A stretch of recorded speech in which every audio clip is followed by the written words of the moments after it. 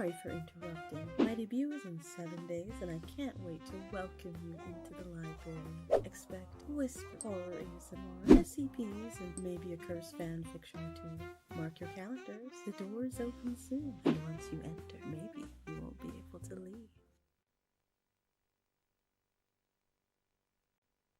It's the middle of the night, and you're walking home after an evening out. The streets are deserted, and you're starting to regret that you didn't call a cab. It's just a 5-minute walk home, but the atmosphere feels wrong somehow.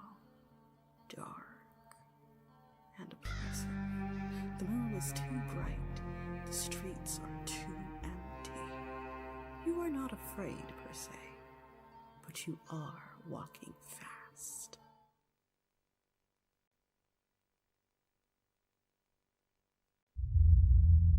Hi, it's me, Grim.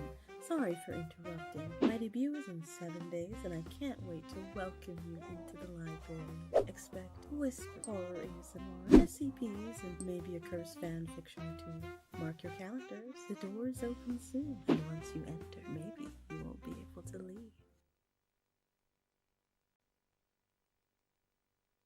It's the middle of the night, and you're walking home after an evening out.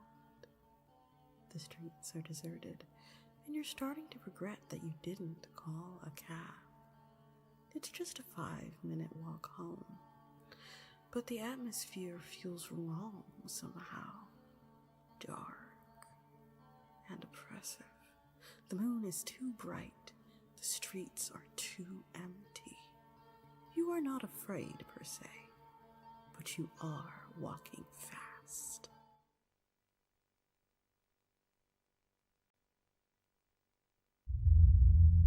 Hi, it's me, Grim.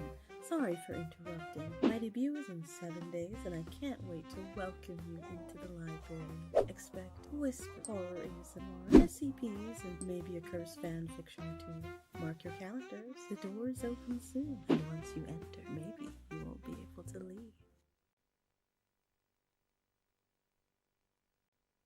It's the middle of the night, and you're walking home after an evening out. The streets are deserted, and you're starting to regret that you didn't call a cab. It's just a 5-minute walk home, but the atmosphere feels wrong somehow. Dark and oppressive. The moon is too bright. The streets are too empty. You are not afraid per se, but you are walking fast.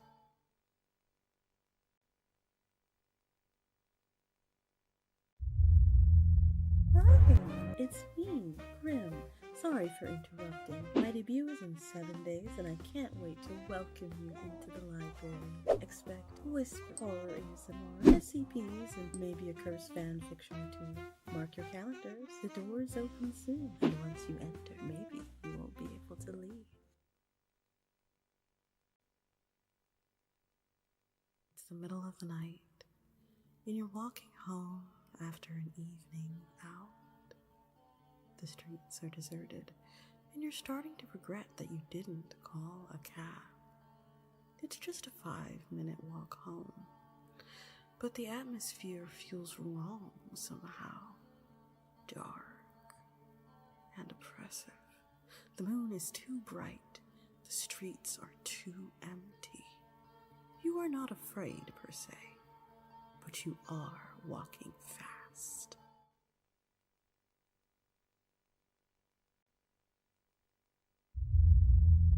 Hi, it's me, Grim. Sorry for interrupting. My debut is in 7 days and I can't wait to welcome you into the library. Expect whisper, horror ASMR, SCPs, and maybe a cursed fan fiction or two. Mark your calendars. The doors open soon, and once you enter, maybe you won't be able to leave. It's the middle of the night, and you're walking home after an evening out. The streets are deserted, and you're starting to regret that you didn't call a cab. It's just a 5-minute walk home, but the atmosphere feels wrong somehow.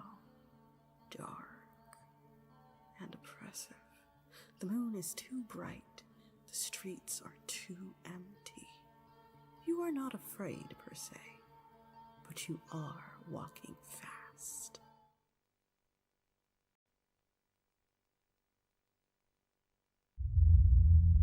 Hi, it's me, Grim. Sorry for interrupting. My debut is in 7 days, and I can't wait to welcome you into the library. Expect whisper, horror ASMR, SCPs, and maybe a cursed fan fiction or two. Mark your calendars. The doors open soon, and once you enter, maybe you won't be able to leave. It's the middle of the night, and you're walking home after an evening out. The streets are deserted, and you're starting to regret that you didn't call a cab. It's just a 5-minute walk home, but the atmosphere feels wrong somehow. Dark and oppressive. The moon is too bright. The streets are too empty. You are not afraid per se, but you are walking fast.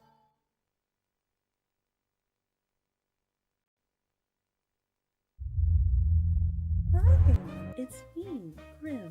Sorry for interrupting. My debut is in 7 days, and I can't wait to welcome you into the library. Expect whisper, horror ASMR, SCPs, and maybe a cursed fan fiction or two. Mark your calendars. The doors open soon, and once you enter, maybe you won't be able to leave.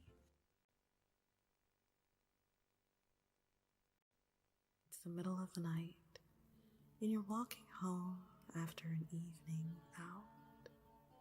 The streets are deserted, and you're starting to regret that you didn't call a cab. It's just a 5-minute walk home, but the atmosphere feels wrong somehow. Dark and oppressive. The moon is too bright. The streets are too empty. You are not afraid per se, but you are walking fast.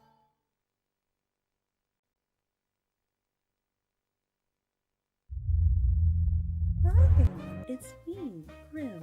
Sorry for interrupting. My debut is in 7 days, and I can't wait to welcome you into the library. Expect whisper, horror ASMR, SCPs, and maybe a cursed fan fiction or two. Mark your calendars. The doors open soon, and once you enter, maybe you won't be able to leave. It's the middle of the night, and you're walking home after an evening out. The streets are deserted, and you're starting to regret that you didn't call a cab. It's just a 5-minute walk home, but the atmosphere feels wrong somehow. Dark and oppressive. The moon is too bright. The streets are too empty. You are not afraid per se, but you are walking fast.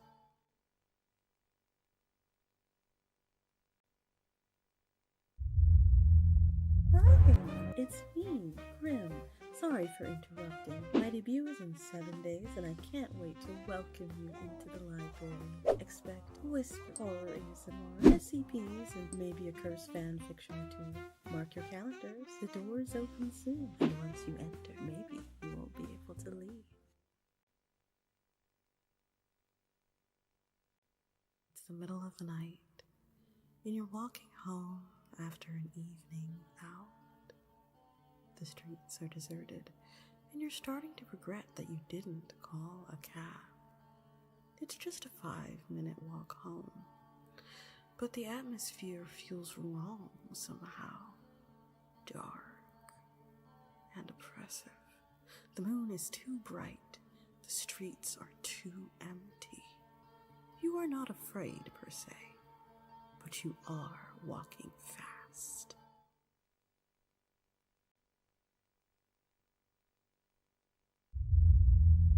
Hi, it's me, Grim. Sorry for interrupting. My debut is in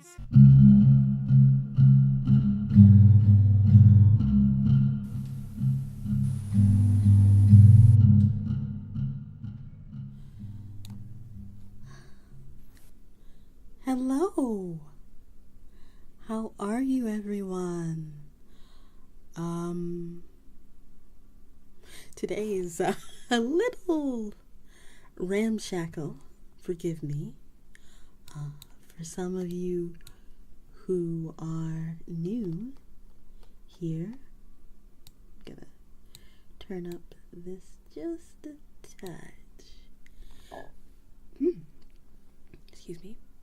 RPG. Oh, thank you. I'll go ahead and turn that on right now. Forgive me.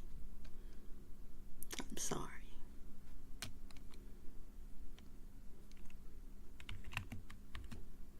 How is everyone today? This is our Sunday. One more day. One more day. One day more. One day more. Because today is Sunday. Yes, we do have alert command. Today is the, one day more. Today is the eve of my debut. Hopefully you all will be coming along for the grand opening of the Library Paradoxica. And it's been a long time coming.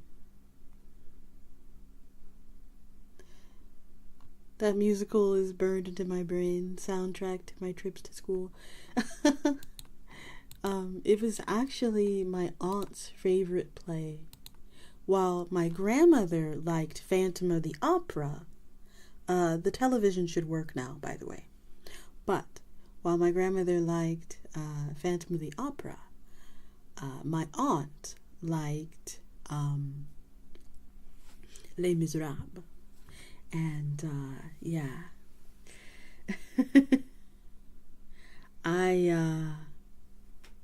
oh. Did you just eliminate that poor slime? Oh my goodness.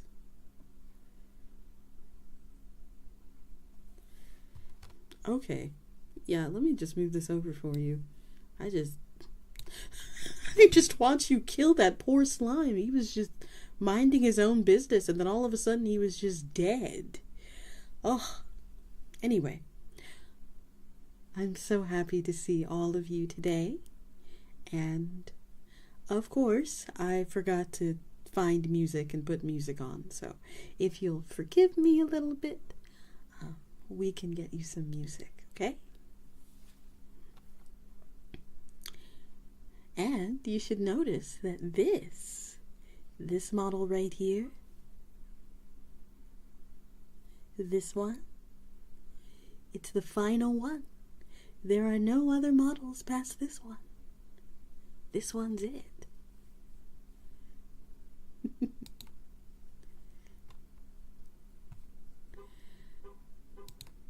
We are finally out of testing phase. Yay! Cheers! Screaming! Shouting. Woo! Welcome in, real girls. Let me get some music on for us today.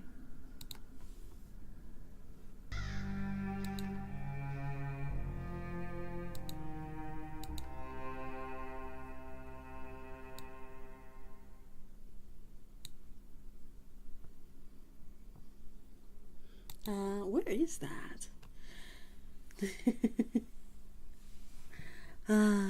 There we go. Can you all hear that?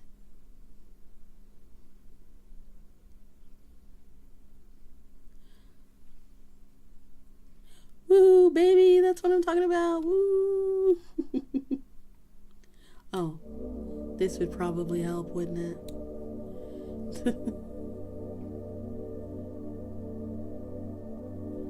Wouldn't that help, huh? Let's turn it down just a tad.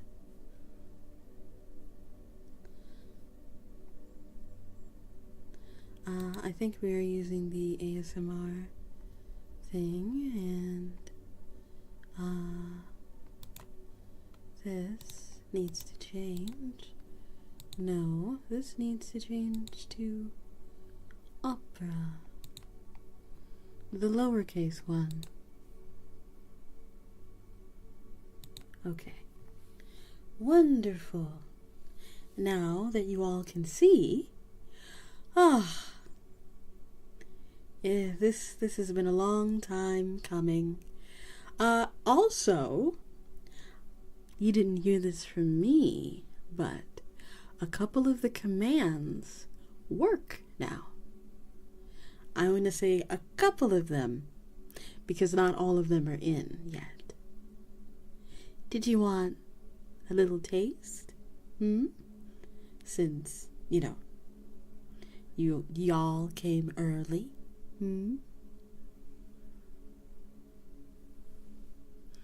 I'm also not using VBridger right now because I'm lazy. I feel like I deserve to be a little lazy. Just for today. You would love a taste? Okay. Let's see. Which one is this one? Huh?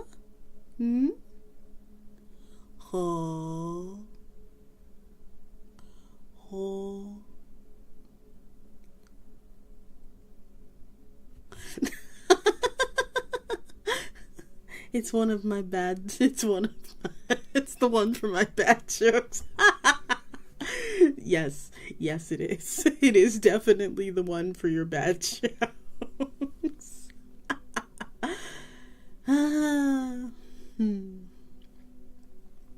But there are plenty others. Oh, does the clip command? Oh, there it is.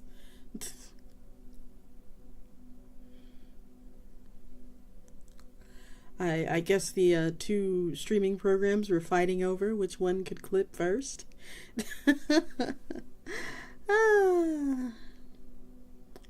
Okay, but today is SCP Sunday. Hi, YouTube. And we are going to be reading a little bit about an old, maybe a little biblical story. Maybe not so biblical, as it involves SCPs. I have heard tales of these two figures in my own existence, but I've never encountered them before, especially not these variants.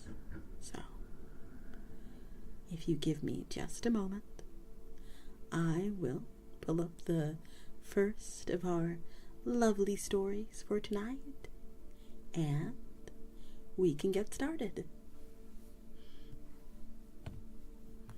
Kill the rat.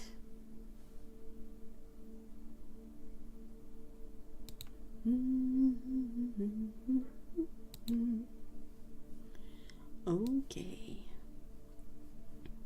Oh yeah, we are definitely putting this over here.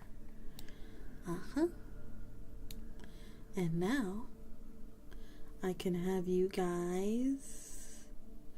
It's so nice to be able to have everyone together. It is so nice to be able to have everyone together. Alrighty.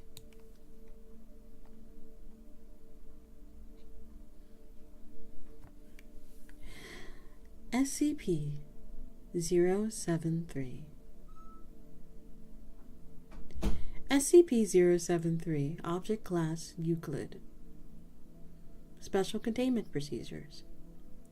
SCP-073 is to be kept in a 2-room cell furnished with all non-organic furniture and items, and a bathroom. Subject is allowed to freely wander the facility and eat in the main canteen.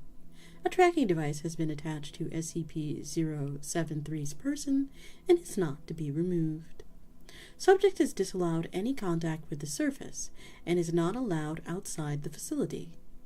Subject is not allowed is allowed no contact with plant-based SCPs under any circumstances.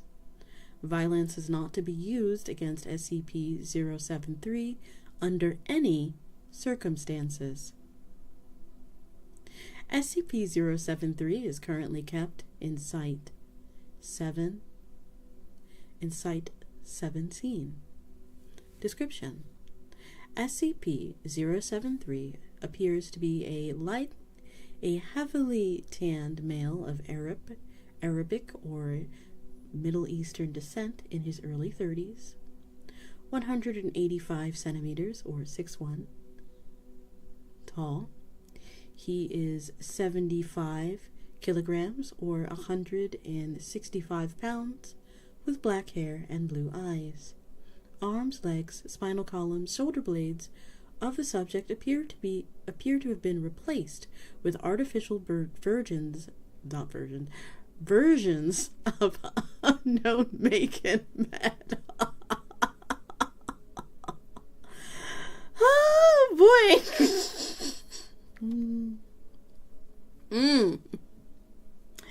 It's gonna be a long night. Excuse me. One for the blooper reel. Yeah. Where is my SCP?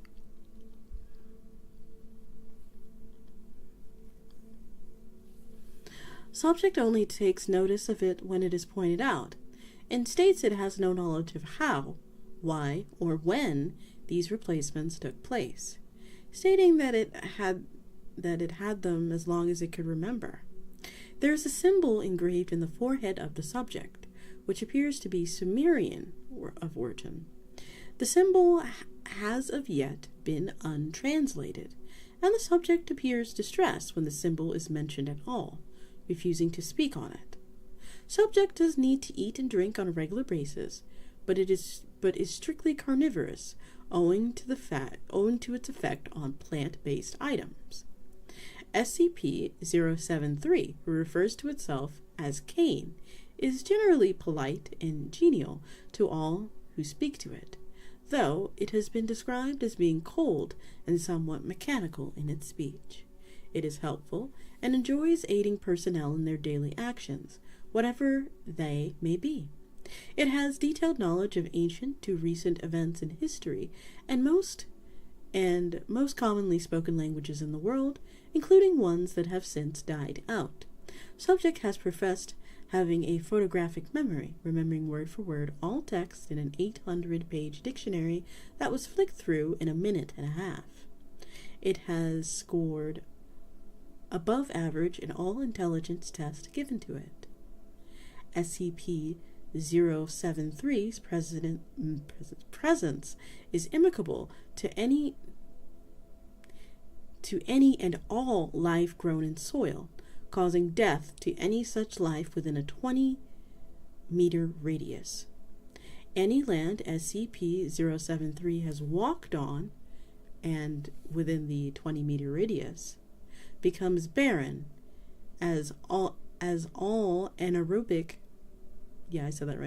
bacteria dies, rendering the soil incapable of supporting life, until new bacteria are introduced.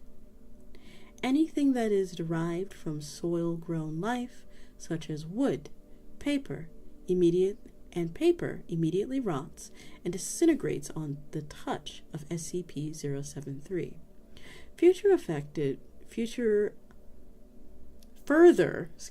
Affected derivatives include anything that is hydroponically grown.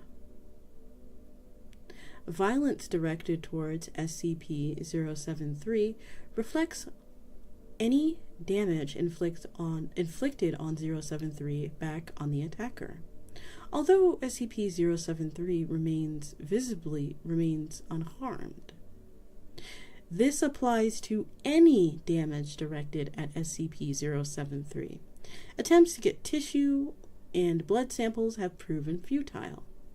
When the procedure was initiated, personnel carrying out the action felt the sensation of whatever was applied to SCP-073 and wound up with a sample of their own blood or tissue, despite the fact that all actions were solely directed toward SCP-073. Indirect damage through a medium also results in the person perpetrating the action receiving the wounds caused. Although SCP-073 receives no actual harm from the damages to its person, it has stated that it feels the pain of the action and has politely asked the researchers to abstain from overly harmful actions to its person. Additional notes. SCP-073 was found in the New York City Police Department after having been taken in after the subject had been found amidst the bodies of several violent gang members. SCP-073 told the police members that the gang had attempted to make a sport of it, but became angry and attempted to kill SCP-073, resulting in their own demise. SCP-073 was incarcerated and was deemed a John Doe when NYPD couldn't find any information on it. SCP-073 came to the attention of the Foundation through a routine inspection of the John Does and was subsequently released into our custody. Addendum 073-1. Examination of the unidentified metal on SCP-073 has suggested that it is beryllium bronze, a metal that has been documented as being utilized by various anomalous creatures and entities. Most notably, beryllium bronze is a component found in SCP-1216, SCP-1427, SCP-2481, and SCP-2711. In light of that discovery, the Foundation began working in an attempt to trace the origin of beryllium bronze and how it initially spread throughout the world. When prompted, SCP-073 was able to provide information that suggests that beryllium bronze originated in the Middle East. I can't see. Why won't you let me see?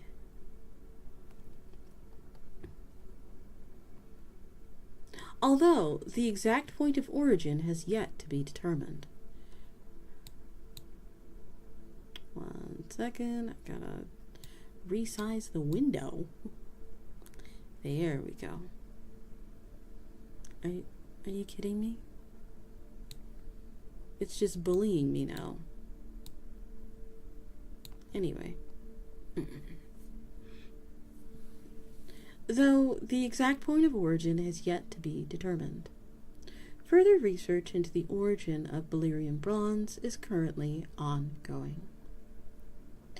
Addendum 073-2.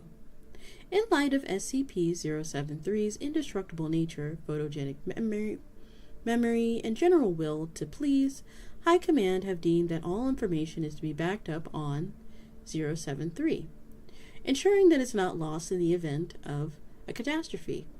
While this action has been met with mixed responses, SCP-073 has agreed and sworn itself to secrecy on its part. Addendum 073-3.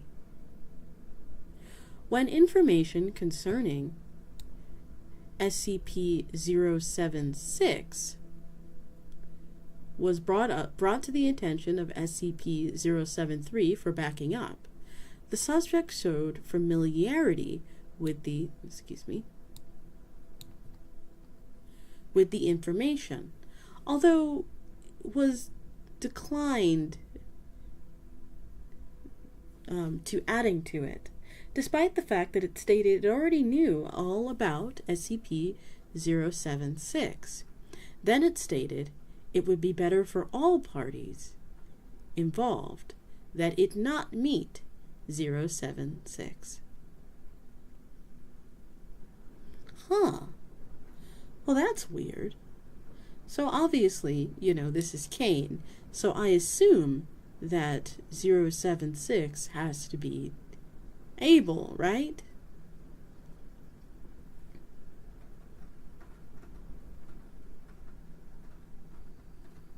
Ah, it seems like it's raining now.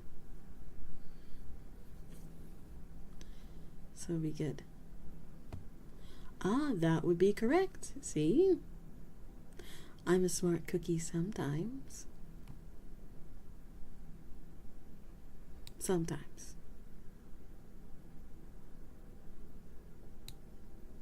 Alrighty. Let's read this next one. Oh, actually, hold on. Before we continue, let's have a little chat about it, and then we can go into the next one. Whew. And I can hydrate. I'm not saying you should use that command, but I think you'll find that it's changed a little bit.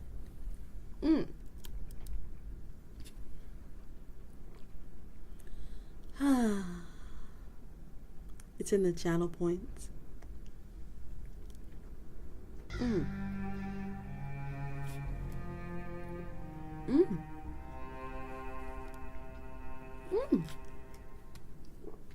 Why, thank you.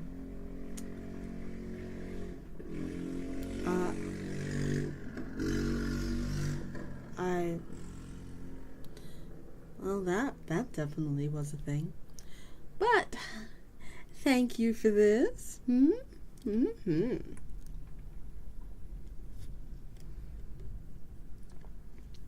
Yeah.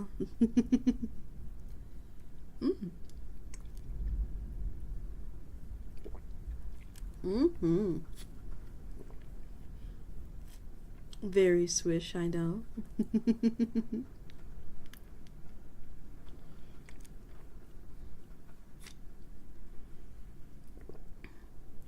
This is actually controlled by my mouse, ironically.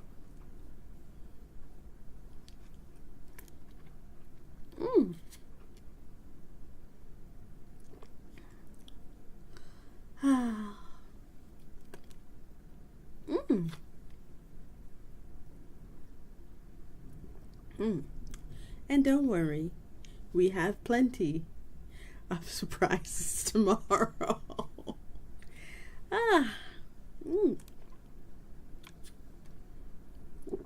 I have to put all of them on the model.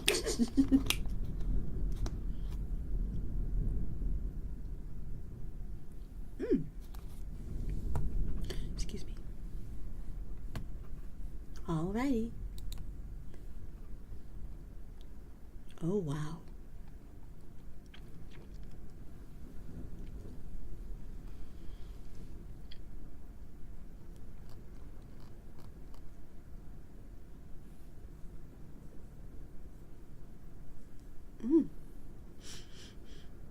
Okay. But, yeah. Cain seems like a pretty nice guy. Provided you don't hurt him in any way.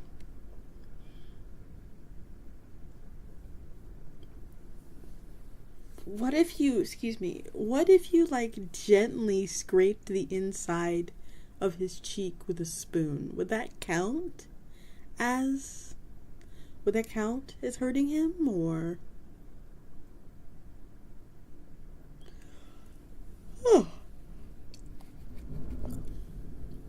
Yeah, not really being able to actually walk on the earth, if you will.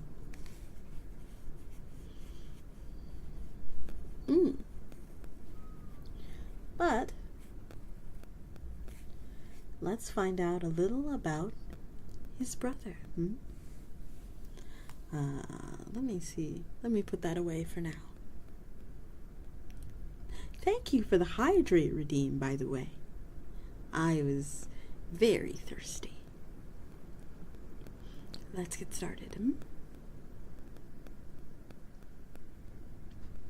What the heck is this? Hello? Hello? Oh, also, and real girls, if you don't mind, let me know. Either you can DM me on Twitch or any of my socials. Just let me know what you would like as your sketch. If you want 2 sketches or if you want 2 voice notes, whichever one, I do not mind. As a thank you for all that you did previous stream. I did not forget, I promise.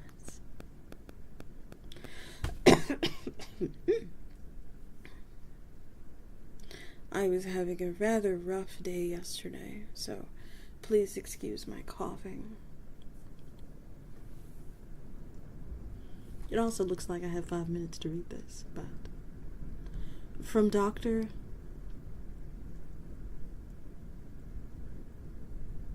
What? To direct... Oh, that's not good.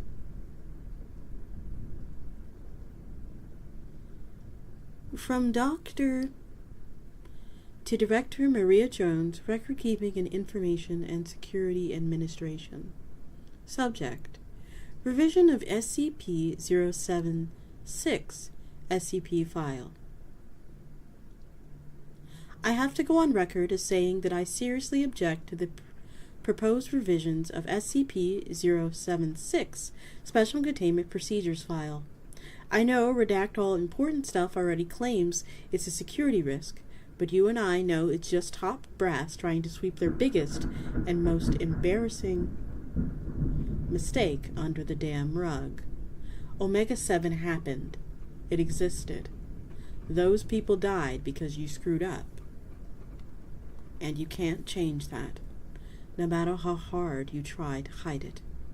And for God's sake, man, those people guarding him deserve to know exactly what he is, and what he did, what we did, how we fucked up, so they'll know better. Item number SCP-076. Object Class Keter. Special Containment Procedures. Containment Area 25B is to be located 200 miles below sea level, tunneled out of solid bedrock in a seismologically stable area. Sole access to the containment facility is to be through a vertical elevator shaft, separated every 50 meters with a reinforced blast door, constructed of 20 centimeter thick material shielding. Elevator shaft must be flooded with seawater when not in use. Containment Area 25B is to be constructed with the following components: an outer security perimeter against outside threats, staffed by security personnel trained in close quarters battle and counter-intrusion tactics. An administration and support area, ASA, consisting of support facilities and living quarters for on-site personnel. A primary containment zone, or a PCZ, consisting of a 7-meter cube encased in 1.5-meter reinforced material. PCZ is to be designed to be flooded and drained as needed, and should remain filled with seawater unless access to contents is required. A 150 killing corridor, which is to be the sole access to the PCZ from the ASA, including water, power drainage, and ventilation lines. The walls and floors of the corridor are to be reinforced with a similar matter to the PCZ, with the addition of an electric deterrent system capable of delivering a 20,000 volt shock. A security station located at the entrance to the killing corridor, is to be staffed with no fewer than 3 armed security personnel on watch at any one point in time. Armament is to include, but not limited to, at least one CIW system on a pintle mount with clear sight down the corridor, with a plexiglass screen to protect the operator from thrown weapons. In the event of a full breach, all site staff are to immediately proceed to the closest security station for weapons and armor distribution. Staff will remain at Alert Condition 1 until SCP-062 is confirmed and neutralized. Should 90 minutes pass after declaration of full breach without a stand-down order being given by Level 4 personnel or higher, final contingency measures will be activated, flooding the entire facility in seawater and sealing off the access shaft for a minimum of 24 hours before retrieval is attempted. This will, by necessity, result in the deaths of all on-site staff.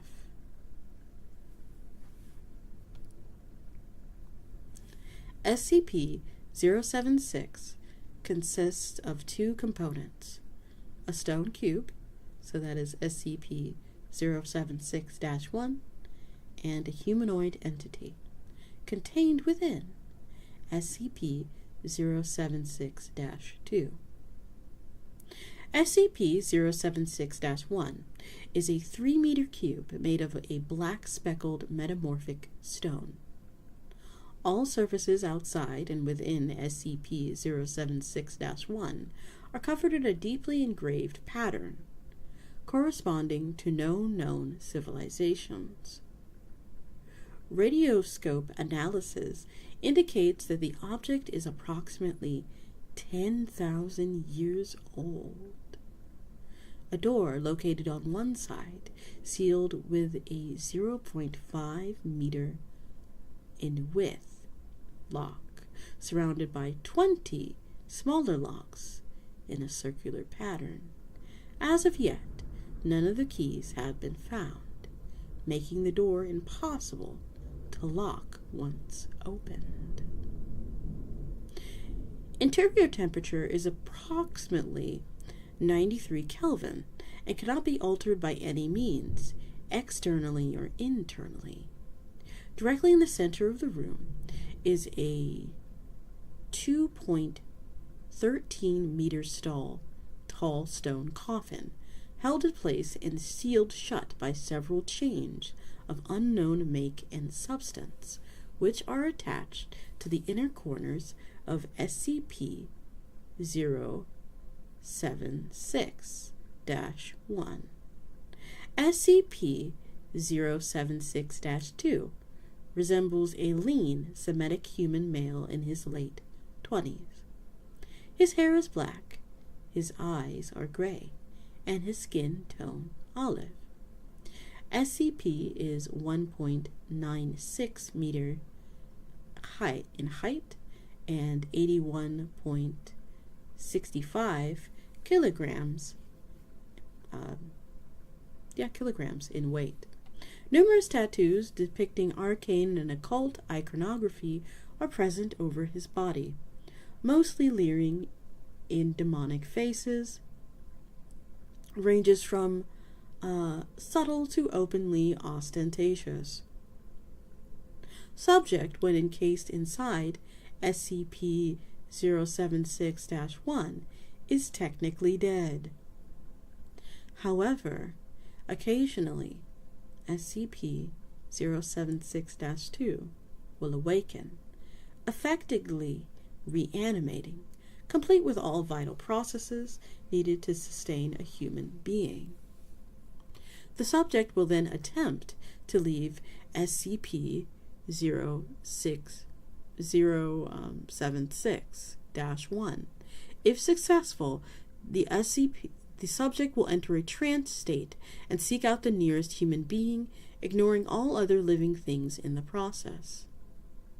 Upon coming into contact with living humans, SCP-076-2 will enter a rage state in which it attempts to enrage, engage, and kill all human beings encountered.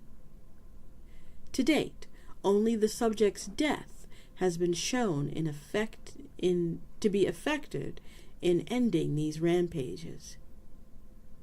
Terminating SCP-076-2 is often problematic due to its significant physical abilities. Subject has superhuman strength and speed, although not invulnerable, has shown a remarkable ability to ignore pain and shock, pressing on despite what would consider debilitating wounds in normal humans. Prior encounters have shown that SCP-076-2 has the ability to, among other things, rip through reinforced steel security doors over the course of 4 minutes of sustained assault. Clear 64 meters of distance in under 3 seconds. Take 50 caliber BGM rounds to the head and survive for several minutes to continue killing, despite several damage to the cerebellum. Swat handgun and assault rifle bullets out of air with a length of steel rebar. Survive 1 hour deprived of oxygen before finally asphyxiating.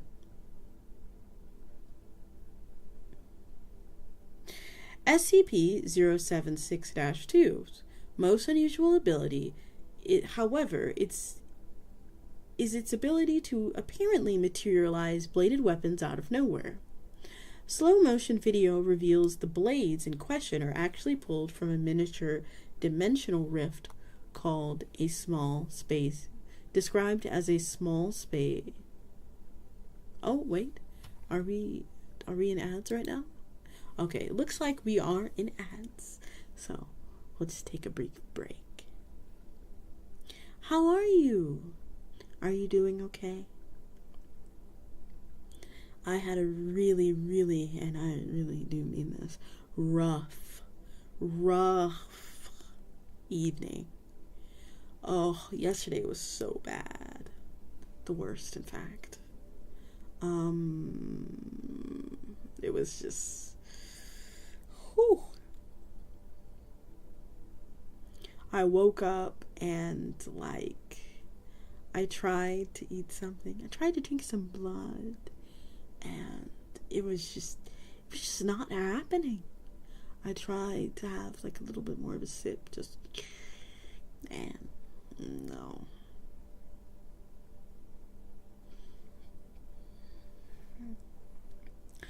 You would think, hey, you're a vampire. All you want to do is drink blood. But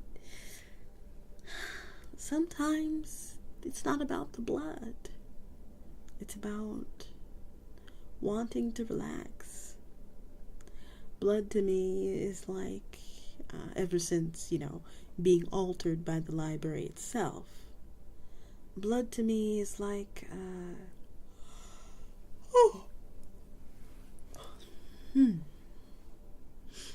it's like a nice glass of sherry or wine. Something delicious that you should not be drinking every single night. But it is something that should be, drunk on special occasions. Whenever you have a chocolate, whenever you go to bed. I'm not human, I can do that, but you, humans, should drink responsibly, by the way.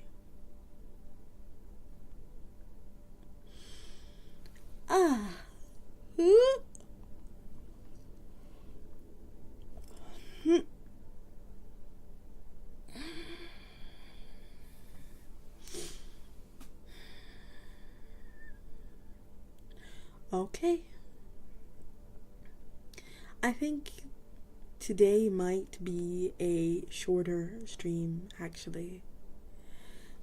making me yawn too. As your Grim is in a lot of... Oh, welcome back, everyone. Hi.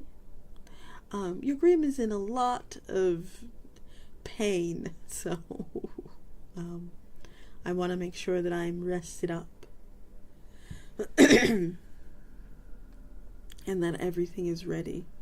So, not to worry, we will push to our 2 hours.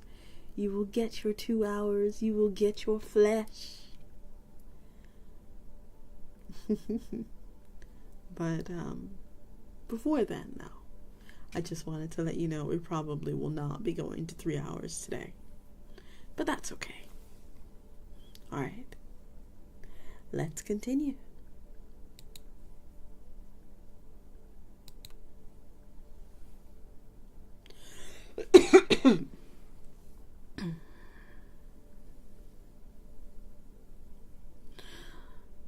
Where this portal leads is unknown, as how SCP-067-2 is able to generate said rifts. Footage of the blades in question show them to be made out of a completely non-reflective black material, appearing as a black void in space. As the blades rapidly vanish after leaving the subject's possession, no structural analysis is possible at this time.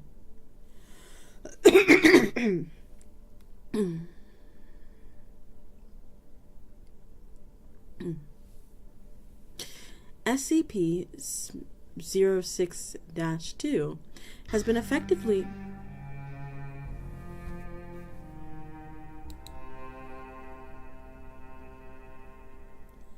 Fine. Give me a moment.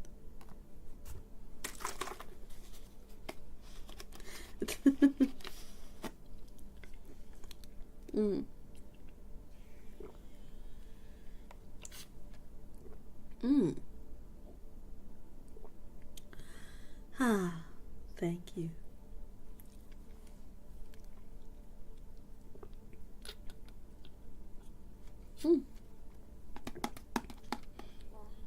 Oh my goodness. I am having a coconut water today.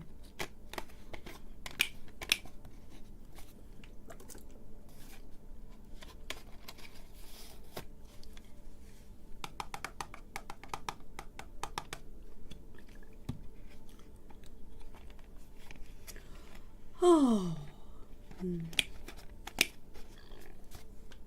I need to figure out, maybe that's something we can look into, moderators, how,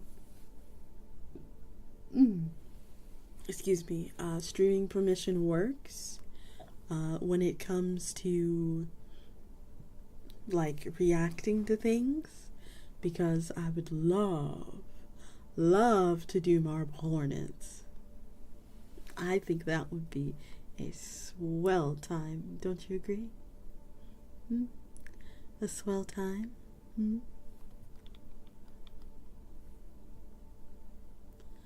Alrighty. Let's get started. I like that I can just shake the heck out of this thing. That's great.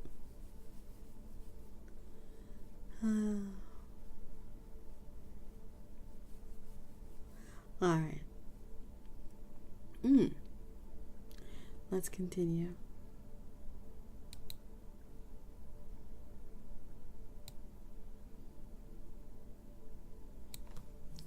SCP-0762 has been effectively killed several times in the various manners.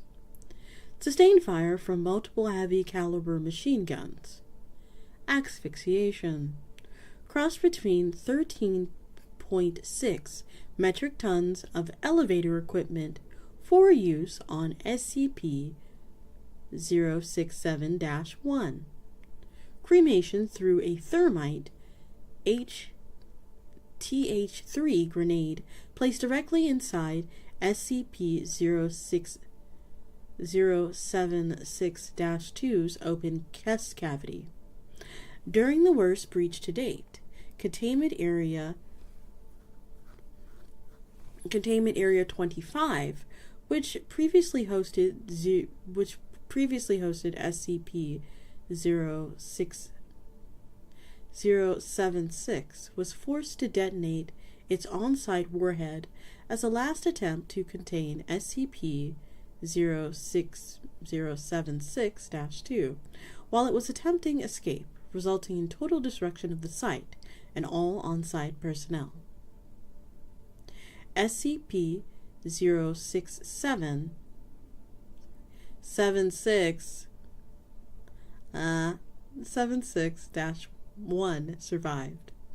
Upon death, SCP-76-2 remains will putrefy rapidly until reduced to dust. SCP-7076-1 and the coffin within will then slam shut with great force, and the locks will rotate, sealing it shut. SCP-076-2 will then reform in the coffin, a process taking anywhere from 6 hours to 25 years. What posthumous analysis of SCP-076-2 exists show that it has an internal system highly different from our own, documented in data expunged. Additional, SCP-076 was found in Mongolia in 18 by archaeologists from England. All the members of the expedition were subsequently killed on the return voyage. SCP-76 was recovered from the ship by the Society. One of the organizations later merged into the Global Occult Coalition and placed in their display in their inner sanctum. SCP-076 remained in storage for years, until SCP-076-2 became active and escaped on. The reason for SCP-076's activation is currently unknown, but it was at this point the keys to the outer shell were lost.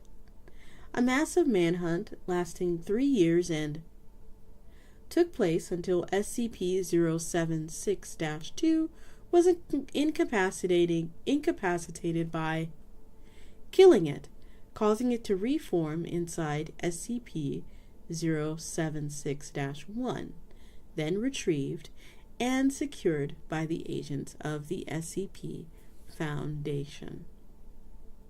Subject in custody for three or more years under constant supervision, and was terminated whenever it became active, although it occasionally was able to escape for short periods of time, often due to security breaches caused by attacks from other organizations.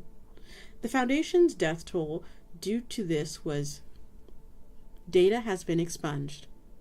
The data has been expunged. Data has been expunged.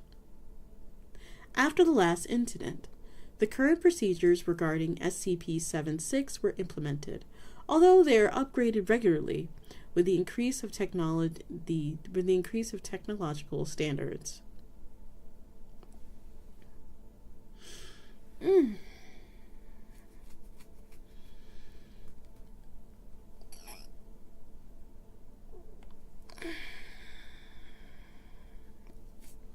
Oh dear.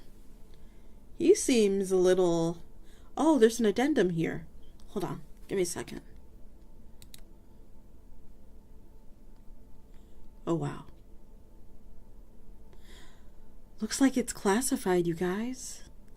All of the information regarding Project Able and Mobile Task Force Omega-7 Pandora's Box is classified as Q clearance by the Order of O5 Council. By proceeding, you are acknowledging that you have the clearance to view these files, and that you have received need-to-know permission from the approved from the appropriate level 4 or higher authority. It's classified. Give me just a second. I am really cold. I think you guys should still be able to see me. I'm just gonna scoot backwards.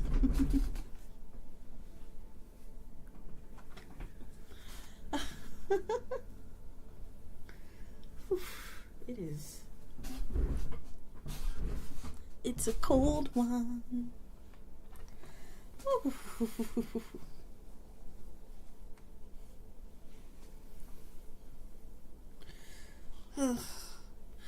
I kept seeing on TikTok, there's this heated blanket that's like a Snuggie. I was thinking I could pick that up for myself later.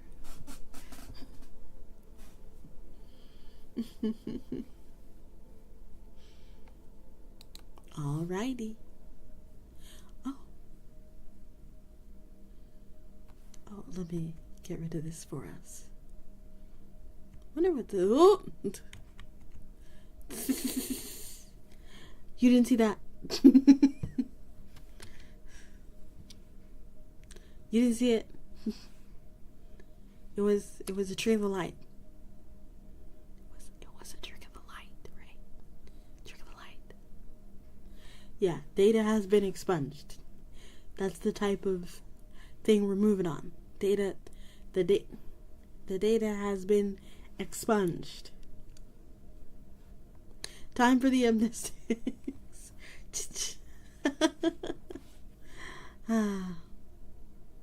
Alright, let's go ahead and get in here. Alrighty, proceed. Ooh. Oh, wow. Bubble Task Force Omega 7 Incident Log.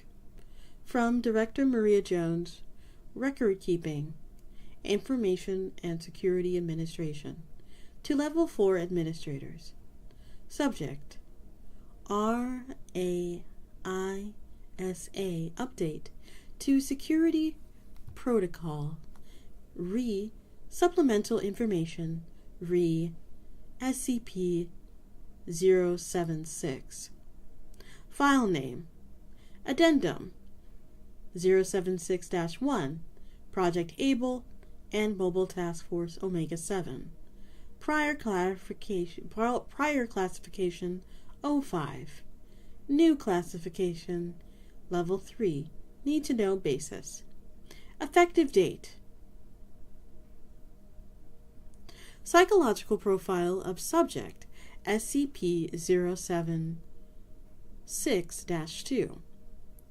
SCP-076-2 either possesses mind constructed differently from our own, or is completely insane, with little empathy or ideas in a way that we could understand it.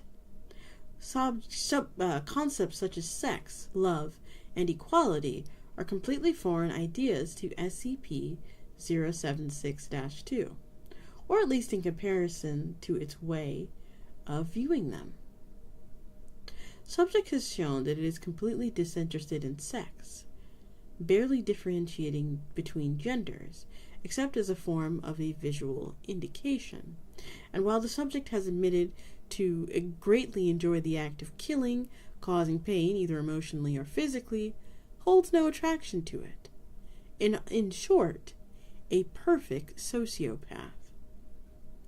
Intelligence tests have been wildly inconclusive when applied to SCP-067-2, and no accurate result has been yet obtained. This may be due to the alien thought process of the subject. SCP-07-2 has, however, shown that it has great knowledge of human anatomy, although in a highly violent context, military tactics of open warfare, metallurgy, and strangely enough, the care of livestock. The subject has knowledge of several languages, including English, but is most notable is its knowledge of several dialects of ancient Sumerian, which seems to be its preferred language. SCP-076 has nothing but contempt for human beings, except with one exception. It seems to hold wary respect for those who acknowledge it as its superior. This was found when an agent who had previously escaped a large amount of experiences with SCP-076-2 did not appear once it escaped. The subject appeared distressed, asking several personnel where Agent Blank was hiding. When did it finally learn the fate of Agent Blank, killed as collateral damage in an airstrike intended to halt the advance of SCP-076.2 stopped its rampage and allowed itself to be escorted and restrained. The subject was then interviewed on the drastic change in its behavior. Begin log. Why are you so... Oh. What was that? Welcome into the library, American John. Are you perhaps American? Maybe you're not. Maybe it's a joke. But either way, welcome in. We are reading about SCP-76. More like SCP-76-2. All right, let's continue. Where is this? What is the chance you're doing? Well, this is SCP Sundays. This is what I do every single Sunday. I will say that we probably won't be doing it next Sunday. Yes, every Sunday. We probably won't be doing this next Sunday because I need to rest. I'm going to be very tired. But yes, every Sunday from now on, we get our Redacted on. Oh, thank you. Welcome in. And you get access to our lovely Discord channel where all the ghouls, ghasts, and ghosts can speak. And feel free to let me know which SCPs to cover next time. Well, I know what I'm going to be doing every Sunday. Wonderful. We would love to have you. Okay, let's continue. Welcome to the Library Paradoxica.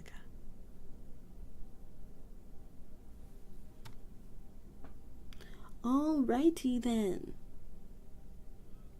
If I could find the page I was reading.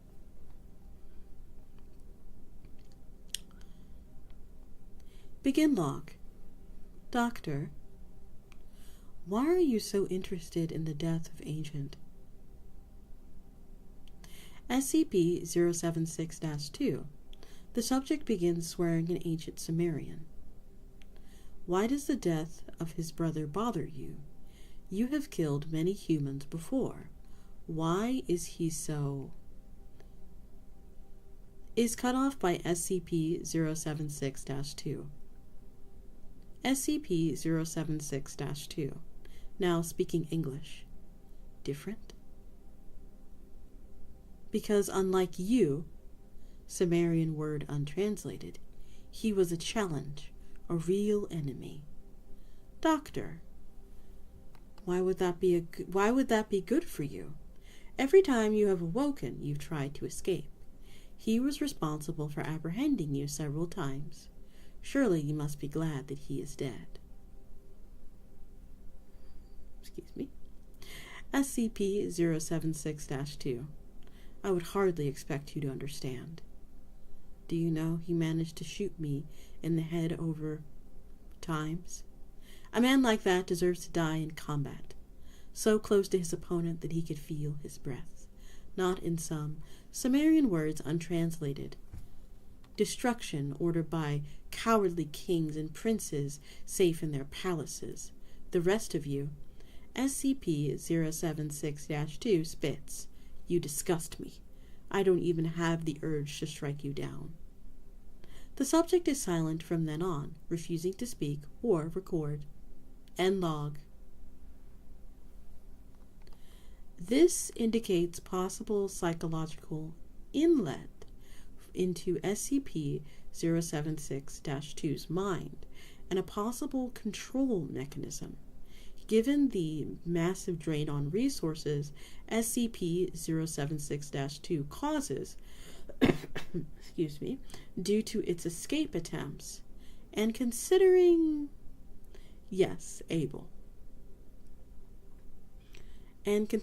Bowie Commission's stated desire to weaponize SCP objects for tactical purposes, I recommend that we pursue this course of action as soon as possible.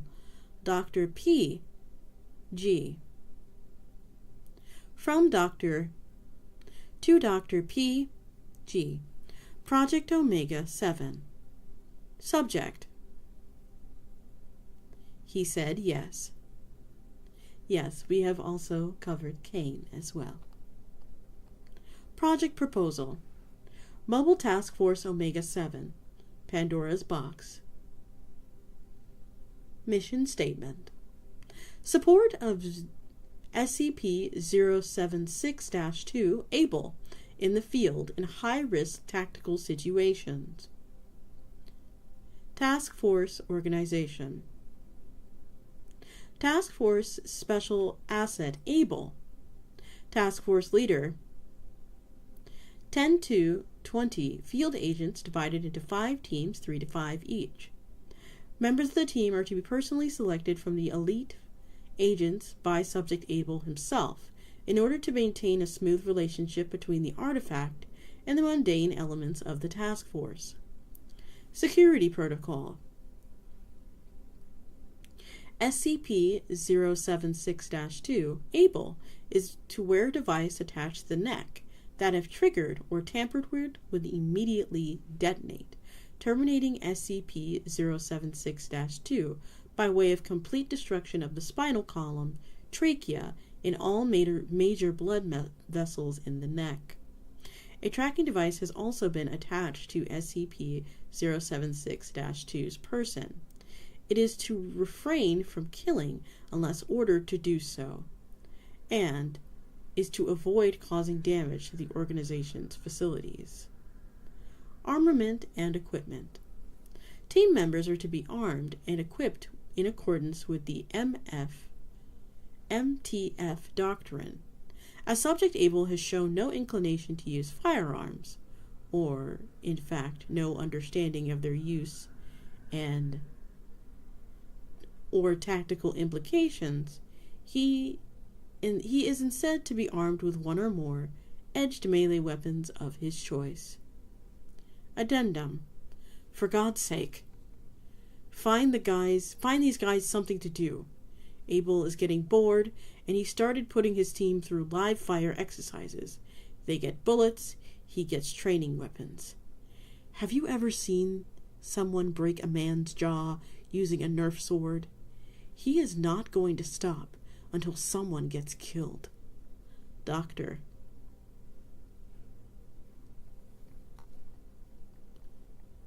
Report by Dr. P. G.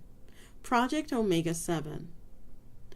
In light of SCP-076-2's proficient use of the Sumerian language, researchers have asked it to translate several documents. While it originally replied with disinterest, it has translated some of the documents it found worthy of its attention. Most of the documents chosen by SCP-076-2 were regarding the battles of legendary heroes, one of its favorite in particular being the Epic of Gilgamesh. However, one researcher presented it with the symbol from 073. Upon the sight of this, SCP-076-2 became enraged, killing several of the researchers before its kill switch could finally be activated. When revived and questioned about this, SCP-07-2 responded aggressively, and that the line of question was immediately dropped. It is recommended that anything pertaining to SCP-073 never be brought to the attention of SCP-076-2, and that the two are never to be in the same facility. Addendum SCP-76-07. Recently, SCP-105 has been accepted into the Mobile Task Force Omega-7, having beaten SCP-076-2 in a contest to see which of the two could activate several devices, each spaced over a mile away from each other, then the starting point. SCP-105 managed to score significantly higher than SCP-076-2 by using her inherent abilities to her advantage. SCP-076-2 ceded defeat and allowed her entry into the group. Addendum 076-09. Proposed introduction of SCP-076-2 to SCP-682 to be put on indefinite hold. Those with security clearance 4 or higher may request Contingency 076-2, Number 3. Addendum 076-23. As per the request of the Bowie Commission, Mobile Task Force Omega-7 is to be fielded in the region of the against Dr. PG Omega-7. Subject: Don't do it, P. For God's sake, don't do it. It is bad enough that they're trying to weaponize Iris 2. Don't let the military bully us into doing their dirty work for some sand farmers in... From General Bowie to Dr. G. Project Omega 7. Subject: A job well done. Excellent work, Doctor. The mission went exactly as expected. We'll be calling you if we need your help. General Bowie. From Dr. to Dr. PG Project Omega 7. Subject: I hope you're fucking proud of yourself, you motherfucker. Hello, .jpg, because you're a bigger asshole than this guy.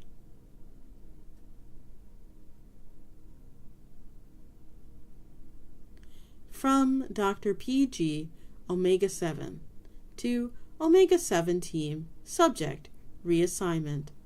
As of this moment, Doctor has been reassigned to SCP-682 as Level 1 personnel. Data has been expunged. 2. Dr. PG Omega 7 to General Bowie. Subject: Problems. Data has been expunged. Despite our best efforts, Subject Abel is proving difficult to control. All our attempts to keep him engaged have been more or less unsuccessful. The problem is he's a perfect killing machine, and that's all he wants to do. Which seems like exactly what we wanted. The problem is we can't seem to turn him off. I'm running out of missions to give him, and the ones I've got already aren't engaging him mentally. He's starting to lash out at the other team members. It's only a matter of time before something goes wrong. Requesting permission to discontinue the project and neutralize Abel temporarily until we could find more for him to do. General Bowie. 2. Dr. Project Omega 7. Subject. Problems. Unacceptable. Neutralizing Subject Abel at this point is going to cause us an unacceptable delay. We'll have another mission for you within a couple weeks. All you have to do is keep him busy until then. Send him on vacation or something. From Dr. P. G. Omega 7. To all staff.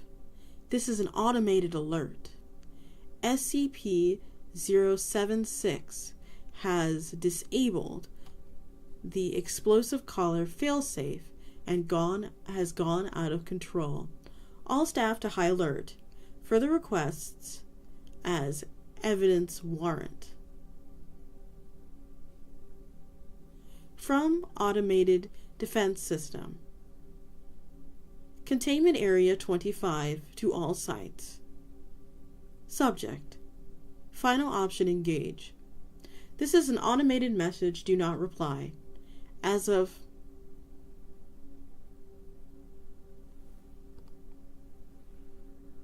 Containment Area 25 has engaged its on-site nuclear warhead on a 10-minute countdown. From O5 Command to all sites. Subject. Containment Area 25, final option response. As of Containment Area 25 has been destroyed by detonation of its on-site nuclear warheads. Sites 76 and sites 67 and Site 68 are to activate the FEMA protocol and secure the location as soon as possible. Official cover story will be released by RASA to all personnel once drafted. Reverse psychology profile of subject SCP-76-2. SCP-76-2 either possesses a mind constructed differently from ours, or is completely insane, with little empathy or eyes in the way that we would understand it. Concepts such as sex, love, and equality are foreign concepts to SCP-076-2, or at least in comparison to its way of viewing them. The subject has shown that it is completely disinterested in sex, barely differentiating between the genders, except from a frown of a visual indication. Also, while the subject seems to greatly enjoy the act of killing, causing pain, either emotional or physical, holds no attraction to it. Intelligence tests have been wildly inconducive when applied to SCP-076-2, and with no accurate result as yet to be obtained. This is due to the fact that no communication is possible with the subject in its rage.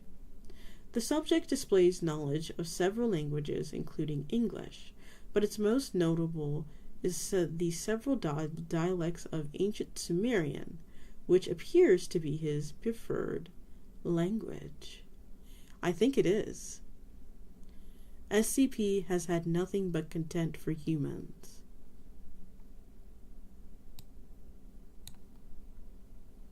And will kill them on sight. No communication is to be attempted with the subject.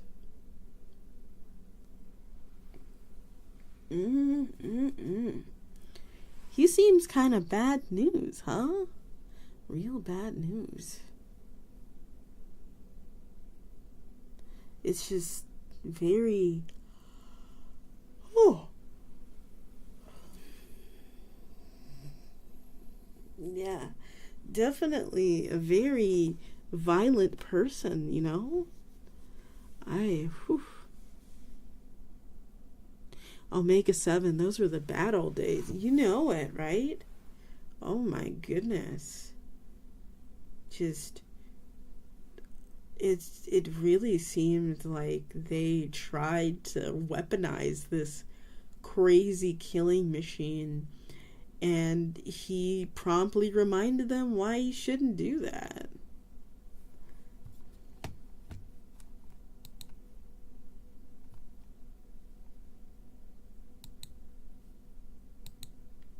Let's read a tale, and then we'll call it a day, because I am starting to fall asleep, and I'm old, and my back hurts.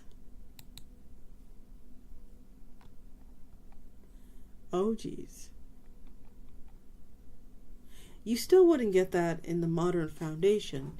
You'd still see some anomalous use in the MTF, but such general speaking is very frowned upon, and now Omega 7 is the major reason why. It's true. I feel like if you had to do a nuclear warhead to even attempt to slow this person down, just, whew.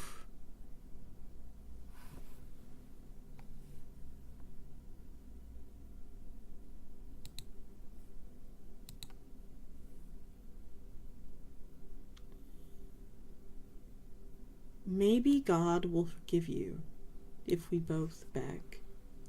In this world, consequences cannot bear the harshness of catastrophe. Mistakes are given lighter punishment. Falling stars shoot through the night sky and occasionally grant wishes of the observers below. It is a safer place. The Foundation did not have to suffer from its judgment errors as harshly as the other worlds. Employees worked in relative peace. Some even found the time to grant small mercies. When we love this is peak ASMR. We love spooky ASMR here. Yes, it is true. When the Foundation asked Cain to reignite with his brother, he took 3 days to decide. On the 3rd day, he agreed, on the condition that the only person that could abort the mission would be himself. The Foundation took 3 more days before agreeing. Cain settled by the coffin that held his brother in a white room. He did not know if Abel could hear him in there. Maybe Abel was sleeping. That thought made him smile a little bit, at least. Abel's habit of long naps hadn't changed. Regardless, he spoke his apologies in a language were these soul survivors. Say, brother, good morning. Shouldn't you be tending your sheep? They're all downhill, scattered. Their children had fled our lands and fill the cliffs as the mountain goats, the deserts and the savannah as camels, oryx and antelope. Good morning, brother. 3 minutes later, Abel stepped out of his coffin, drew a blade, and tried to decapitate his brother. Cain did not move or dodge. Any wounds delivered to him would simply be reflected onto the attacker.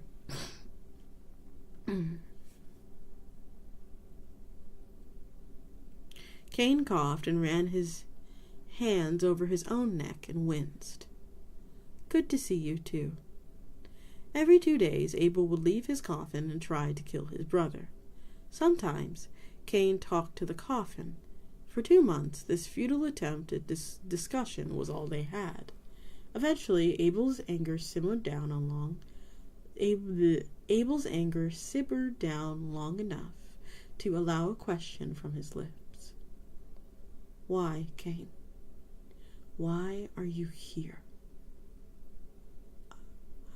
I came to ask for. Abel did not allow the conversation to continue.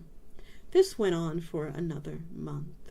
He would ask the same questions again and again, finding himself unable to face any answered. Abel had been a colicky newborn. The only thing that soothed him were his mother's lullabies. So Cain sang as Abel slept. He breathed a soft, haunting melody that dwelled on brighter days. Later, the tattooed man stepped out of the coffin and into the white room. His bare feet made soft padding noises as he stepped up to his older brother, watching him with the patient gaze of a farmer, waiting for his crops to fruit. Why? Why did you do it? Why are you here now after killing me and leaving me? He extended his arms, pressing them against Cain's clear skin, leaving me to these people. And with their marks on me, all of their marks, tell me. I was young and jealous. I got older. Time carved his wisdom into me. I'm here now because I still love you. Please forgive me, Abel. Everyone who knew us as children has left God's garden. The older brother leaned forward to pull his sibling into a tight hug. My beautiful baby brother. It is just us now.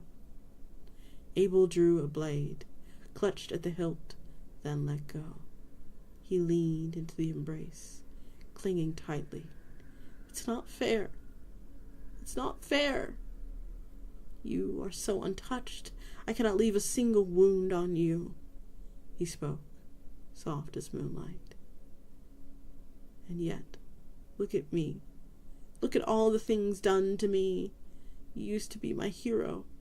But this, you've let this happen to me. I see it, Abel. I see everything that I have done. And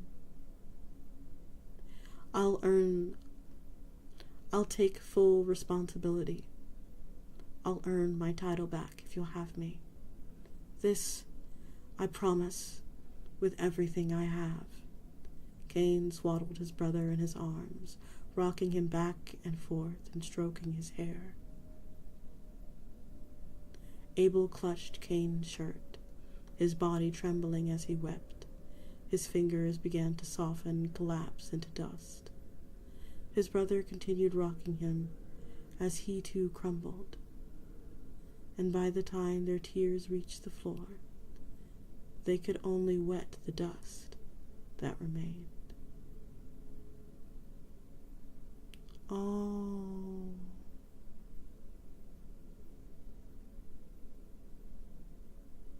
Oh, wow. That's really sad. I mean, in a way, it's all he really needed to do was forgive his brother. And Cain, of course, needed to forgive himself and, of course, apologize. But, yeah, that was really heavy. What did you all think?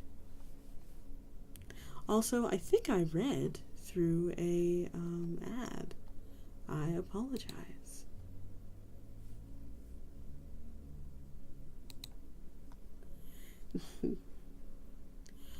Oh,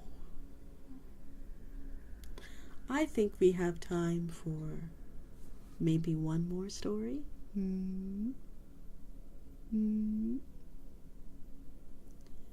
Maybe a little one. Just a tiny itty bitty one. Oh. I apologize for that.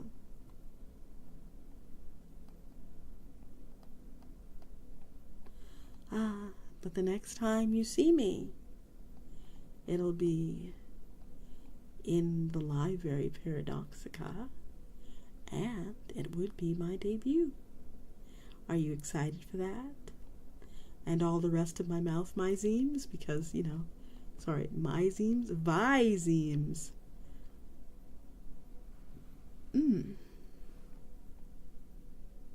I find it quite nice to listen along to. Well, thank you very much. If you enjoy this, then feel free to listen to me some more. And of course, if you don't have time to do all that right now, I do have a YouTube channel. It has the past streams, and I do also do other ASMR there as well.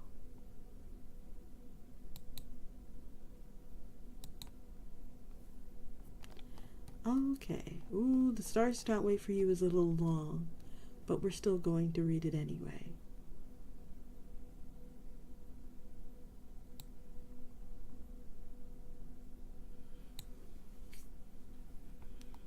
It's quiet out here.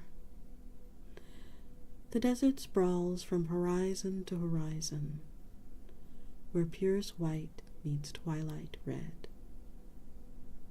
There are no edges here, no angles, just curves in the gentle rise and fall of dunes as far as the eye can see, and everywhere beyond that. Had a visitor from some other world lay eyes on the place, they may have found it serene, even beautiful, pure. I can enjoy no such delusions regretfully, for I know what lies beneath, and among the sands of the endless desert, a charnel house spanning an entire planet, 7 billion human souls ground thin and fine, until no trace of their existence could ever be found. I know this because I put them all there. Oh, brother, it all happened so fast once we're gone. That day, you that I had never known, found my power. The power I hid from myself in some previous life, for reasons I can now easily guess. I was looking out the window of my apartment so that I could see the stars, and instead I saw you, blazing as you tore yourself asunder to keep the power away from yourself. I did not trust what you would do with it. And so you chose to throw it away. You knew yourself. Oh, excuse me, the music's gone.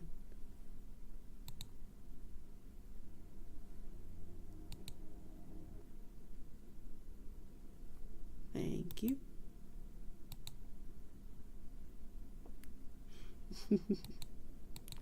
There we go.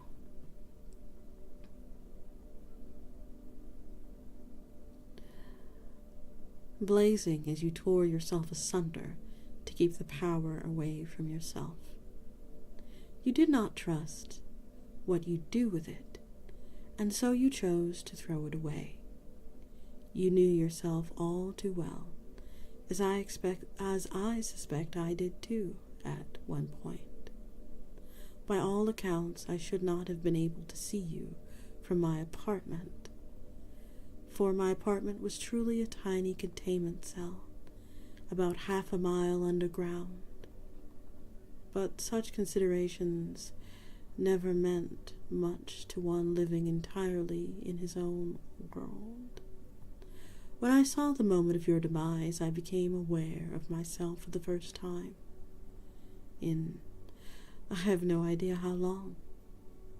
Whichever part of me that led me to throw away my power, same to my will, trapping it in an eternal status quo, from which there would be no release, an eternity of filling out spreadsheets for employers who existed slowly in my head, of 9 o'clock meetings with no one, of fake masturbatory crushes over imaginary women,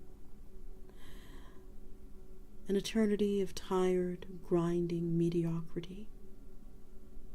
But that was over that night, with your soul burning in the atmosphere like the loneliest of stars. I awakened. I died. For whatever that little cell turned apartment wasn't me anymore.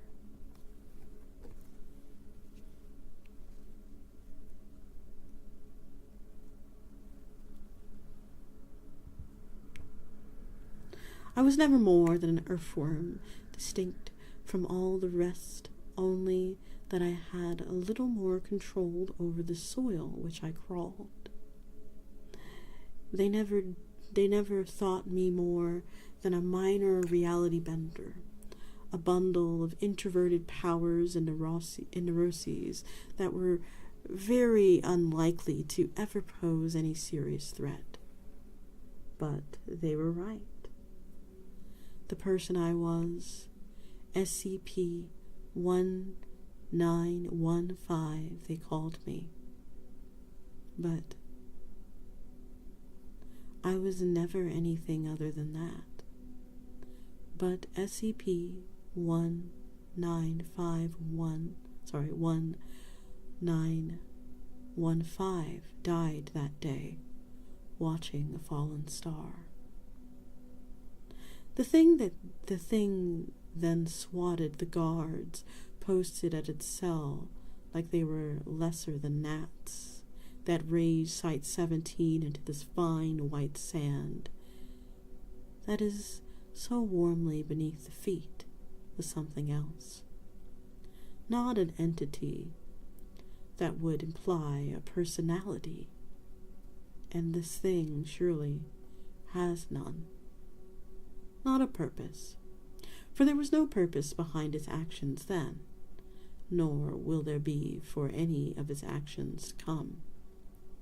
Nor was it a will, for it wants nothing.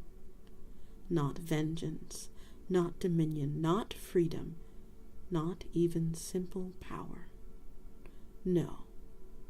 If I had to describe that thing as anything at all, it would be an absence, a void where the entity should be, a lack of purpose, an imbecile force devoid of all will, an absence. The sand is still warm to the feet. That means the sun still burns high above. I wonder why it lets it remain, when all else was so quickly erased, when it could just reach and pluck it out of the sky. Had it been another, I'd suspect it was to mock humanity's memory, to mock that silver of me that persists in the flesh, stubborn like a burned tick. But this is the absence. It does not mock. After Site-17's destruction, retaliation soon followed. Standard containment teams at first, though certainly still enough to meet any anomaly the Foundation imagined could be contained in Site-17 with overwhelming force. When those men failed to return, failed to even report their arrival, more serious measures had to be taken. Site-17 has always been isolated, so they could act freely. Gunships and fire teams, aerial bombardment, and artillery barrages. The Foundation came down on what it still believed to be SCP-1915 like a fire god's fist, all heat and sound and bluster. Had it still been corporeal, I doubt even its ashes would have remained. But whatever the absence truly was by that point, the shattered semblance of my flesh hanging around it, it had very little to do with it. It simply stood there and took it all in, and the Foundation's initial fury was soon spent. It then began to walk, and not too quickly either. For days it simply leisurely strolled on, while the Foundation threw everything it had at it. I watched from within my deadbolt as it walked, unfeeling, uncaring, and this desert followed in its wake. As inscrutable and unstoppable as its harbinger. We are not alone. We are not quite alone here. Some stubborn immortals persist, wretched creatures.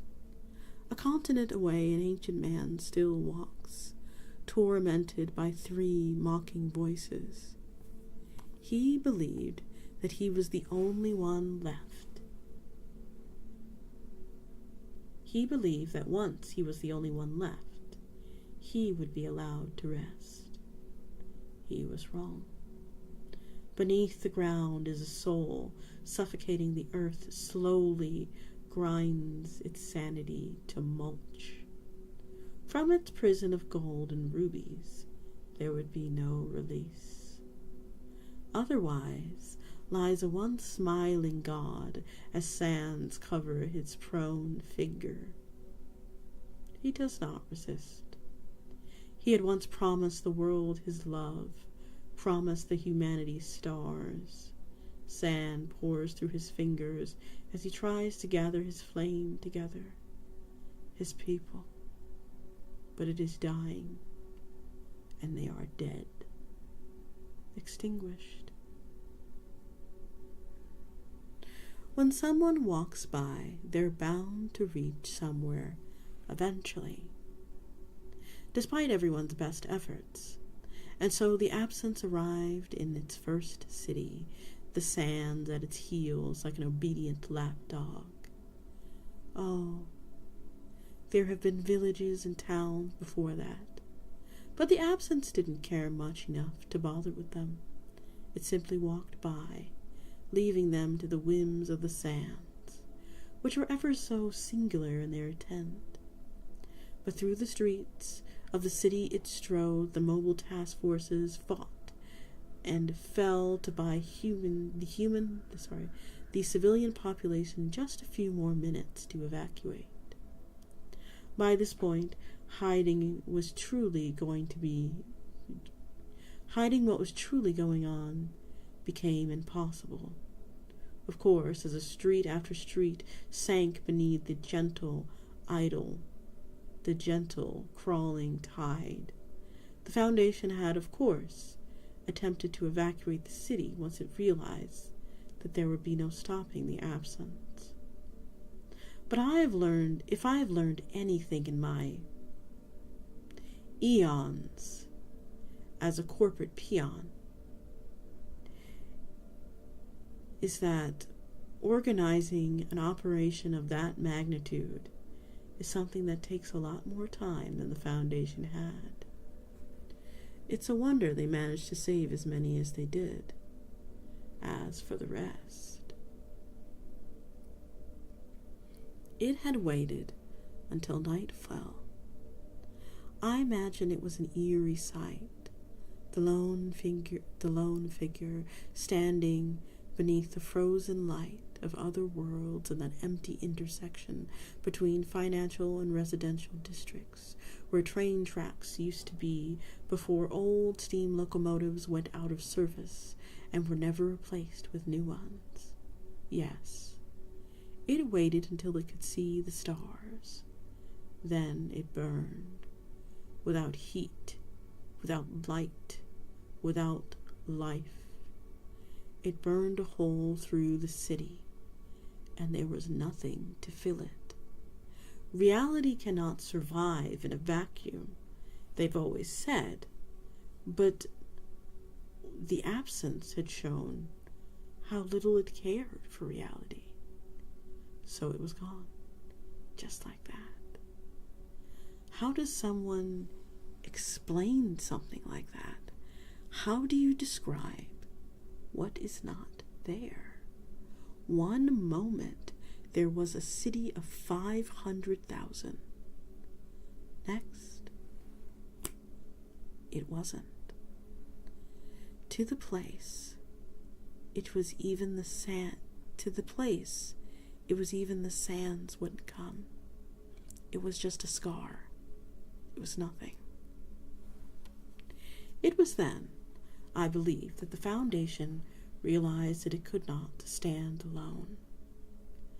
In the next few months, the absence march saw them turn to their sometimes allies, coalition mage killers and their thermonuclear strikes, initiative paladins and holy relics, sniper rifle or sacred sword, burning inferno or divine retribution. The absence did not care. And soon the Foundation had no allies to turn to. Then it called on its once most vicious enemies, ink-eaters, wove their art in maddening patterns to break the minds of the infinite. Archivists and librarians poured into the waves before bringing them the knowledge of 100,000 worlds. Clock titans shook the barrels of whiteness of the sands with the thunder of metal.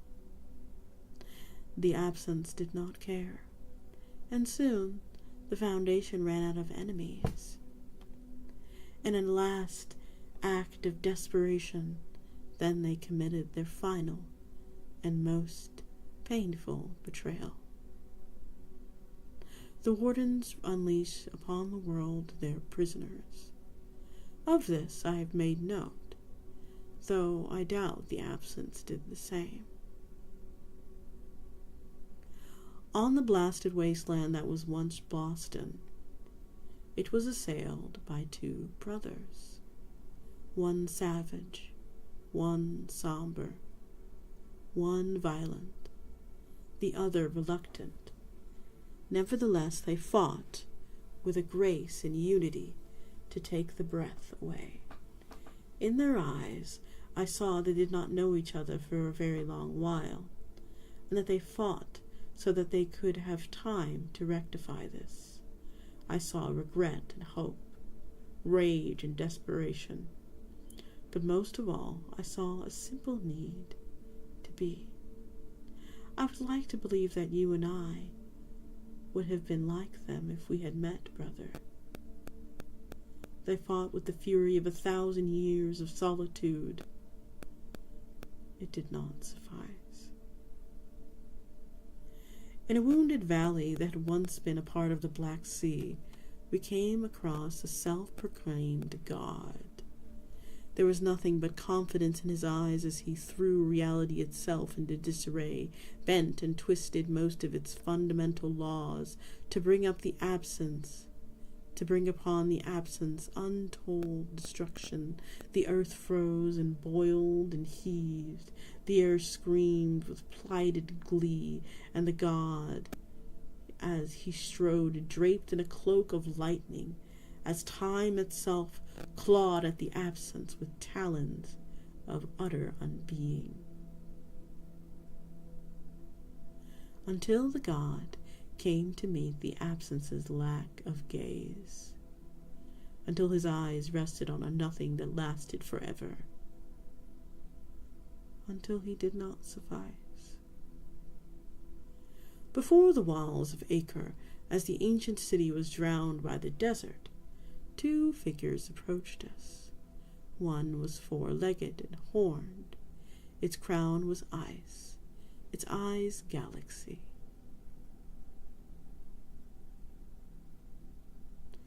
And its whole power was absolute. The second was a man, humble, simple, but possessing a love of being that extended to the edges of the universe, compassion to pierce the deepest hells that had nothing to do with weakness. Of the two, I could not tell you who was more glorious, which was more terrifying. Then they met the absence with will alone. And then when I felt it all fall on us, I thought I would weep. Surely nothing could withstand such a presence. Surely nothing would want to. But the absence was less than nothing, infinitely less. I have told you what became of kind Pangloss. Of the other, even less remained. For months they came, for years, for decades, alone or in groups, with ferocity or a blank stare. The Foundation's prisoners threw themselves at the absence. I could not hope to imagine the reason behind the action of every individual anomaly, but if I could guess, I would say the idea of sharing existence with such a thing as the absence galled them to the point of madness. I do not blame them.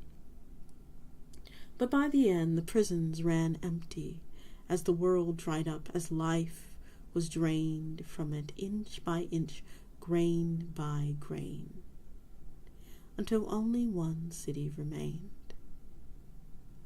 I do not know by which power I was allowed to send my senses ahead of us, as the absence marched towards the tottering bastion which held in its quivering embrace the last, the very last of humanity. As the sands around us buried the last of the trees that will ever grow in this land, I feel each tiny mote of life in that sad place like the flame of a cheap candle moments before the typhoon. In these moments, as the twilight dances in lurid reds and oranges on ivory, I sense them all. For you, brother, I witness. In a low, narrow room, a woman sat hunched at the foot of her even narrower bunk, and she couldn't bring herself to pray.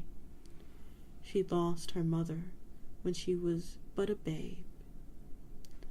And though she was no longer young, her features still displayed all the violence of that incident. Her mother stood before the eater of the children and did not budge.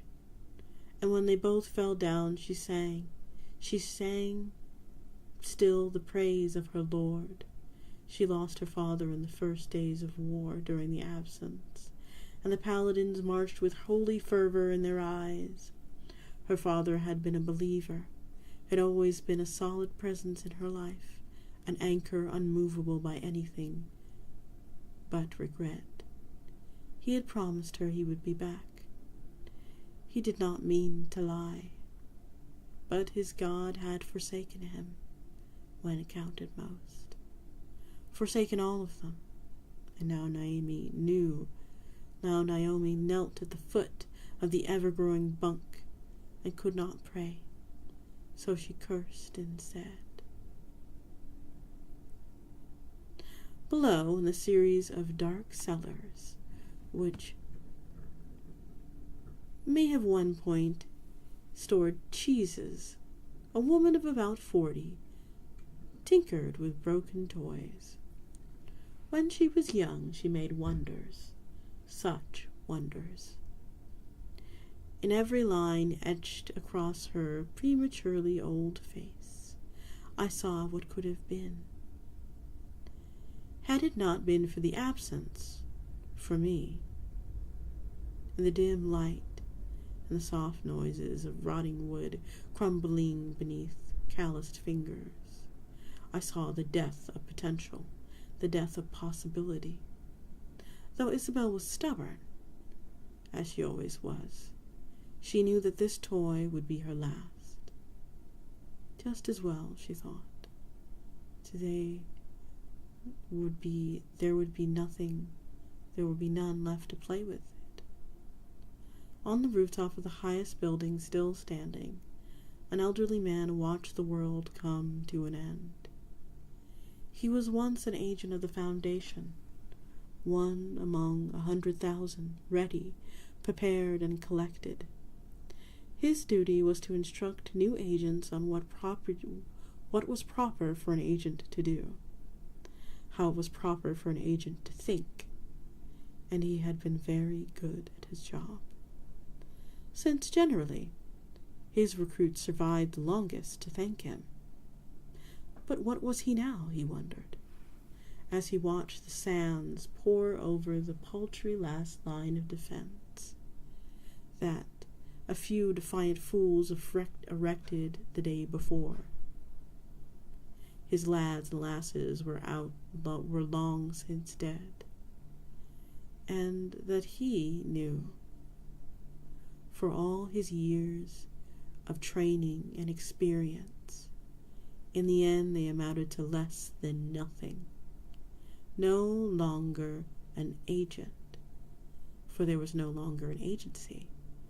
No longer a teacher, for the students were gone. No longer a man. No longer mattered if the absence arrived, he thought. They were already within it. A noise came from behind him. The old man turned to see a small, mousy man in a wrinkly gray suit and a detailed hat that at one point was likely a fedora. He looked at the old man, but said nothing. Lombardi looked back and didn't know whether to laugh or cry. Soon it ceased to matter.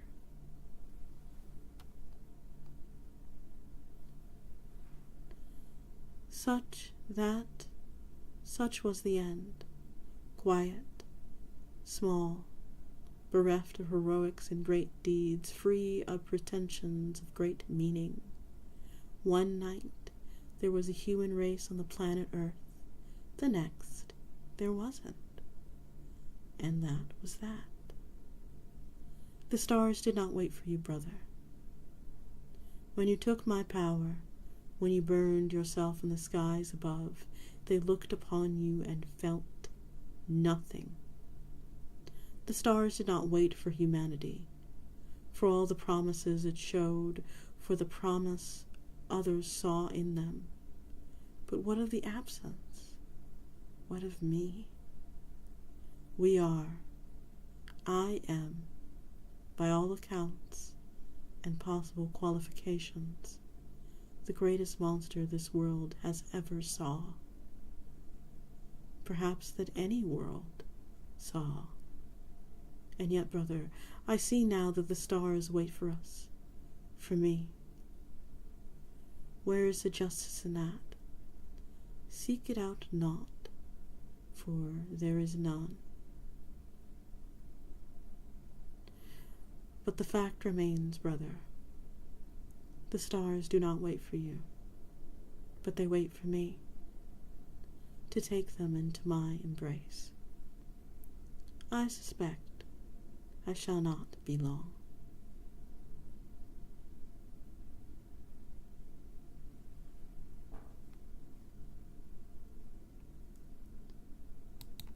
And that was The Stars Do Not Wait For You. If I can pull up my chat.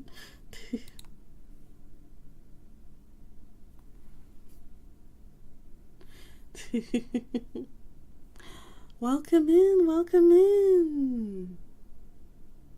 Oh, it looks like an ad break just started as I finished. That's crazy.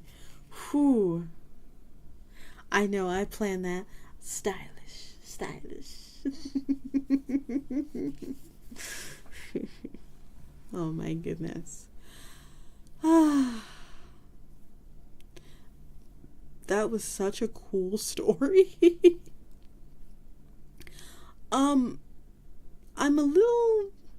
I saw that Cain and Abel were in the story. But I was confused who the speaker was.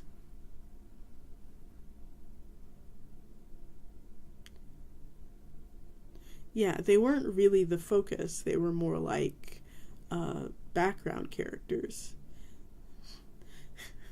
which was kind of cool. I liked that, but I want to know what entity this was. Maybe we can research them next Sunday. I think that would be fun.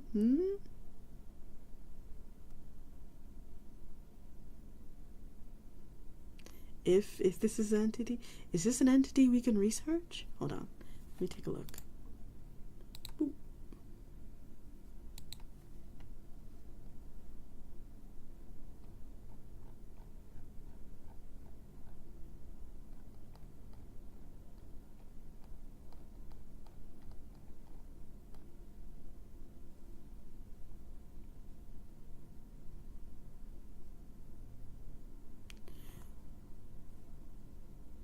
There's been research material into this one, so we can collect material for next time. Good stuff. That's why I pay you in sunflower seeds. Apparently, it even ties loosely into Daleport, SCP-1936. Ooh, interesting. I love learning about SCPs with you guys.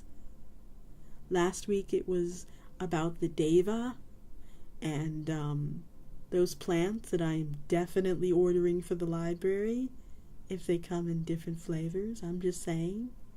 Listen, wouldn't it be nice to have a cute little Alucard Tepesh right here? Like, look at that, like right there. Listen, it would be cute. I can pet it. And when it dies, I don't know. I don't know what happens when it dies.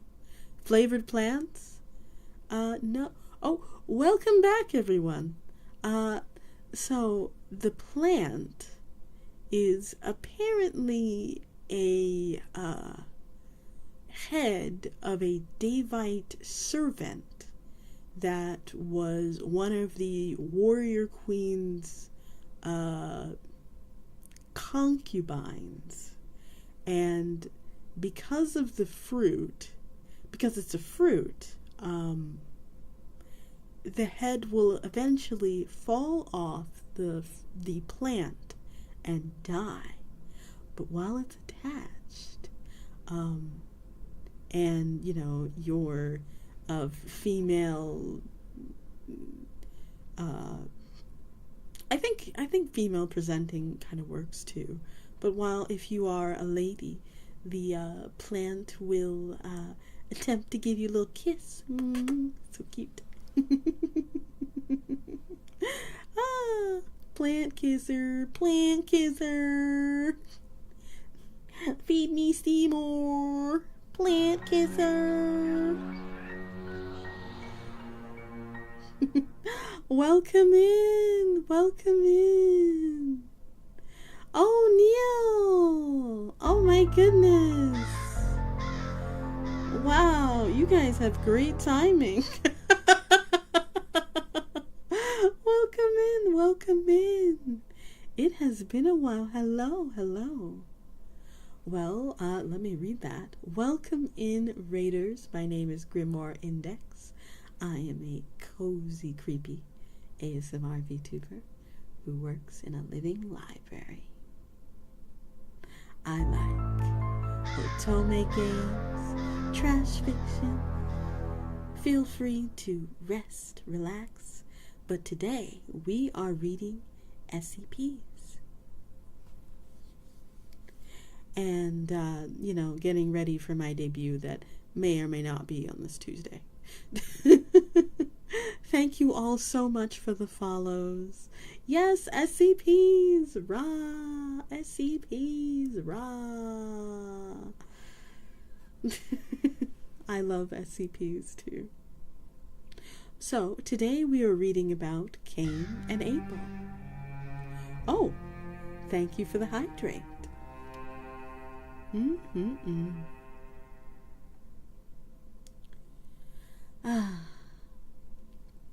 Oh, I love blood. It's delicious. The hydrates have a sound effect. So good. Yes, my sound effects, all of my credits, because I love to give credit where credit is due. All of my credits are in the About section, and I will be adding them to my link tree before tomorrow. So this way everyone can know how blessed and loved I am.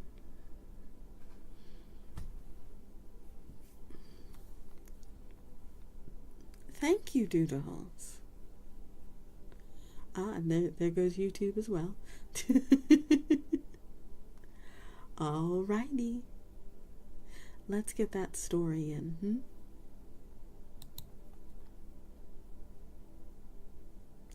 Ooh, let's do this one. Now, that story was supposed to be my last one, because I am a little tired. But just for you, let's read one more. Oh, and by the way, Neil, what were you up to? What's going on? What thing were you stealing? What literature were you stealing? If you were stealing literature.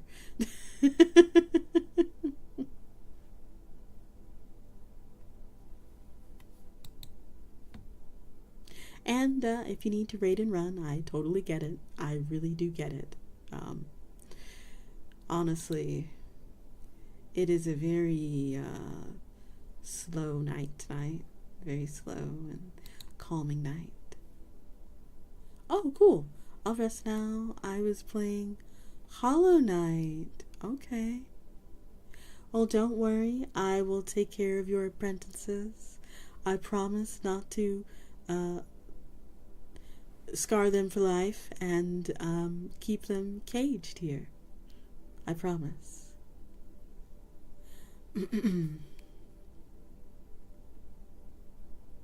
Take a grimoire or some Phantom Thieves literature books, Kindle books. Enjoy your rests, everyone.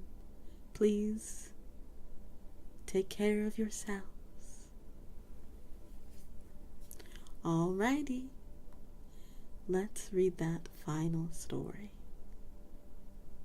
Thank you and have a good reading. Thank you for trusting me with your community. Hold on, I gotta do the toast motion. Yeah, there you go. Caged? Oh, yes, you're new. So, I sometimes will kidnap chat. It's a fun time for everyone involved. I promise. That's why this is an 18+ stream.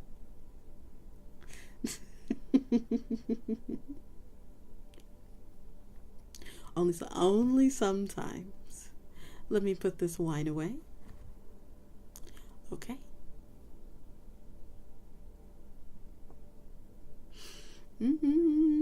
Let me see. Where is my... Oh boy. At least the basement rats are friendly. Yes, you can name them if you like.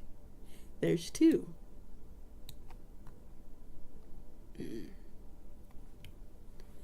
Beneath 2 trees. In the age after the great urine fell on the day of flowers, in the day before the flood, there was a man who lived in the west of the world, in the region between 2 rivers, and his name was Adam. He was the chief of his tribe, and was considered by all to be fair and a just ruler, wise in word, and admirable in deed. His tribe was barefoot and dust-bitten, herding their humble flock between the ancient monolith cities of the west. They were hardly a people, withstanding many trials and hardships, defeating mighty monsters, and working glorious deeds in the name of the Almighty. When Adam was 35 years old, having reigned chief of his tribe for 15 years, he came across a hidden valley which was fertile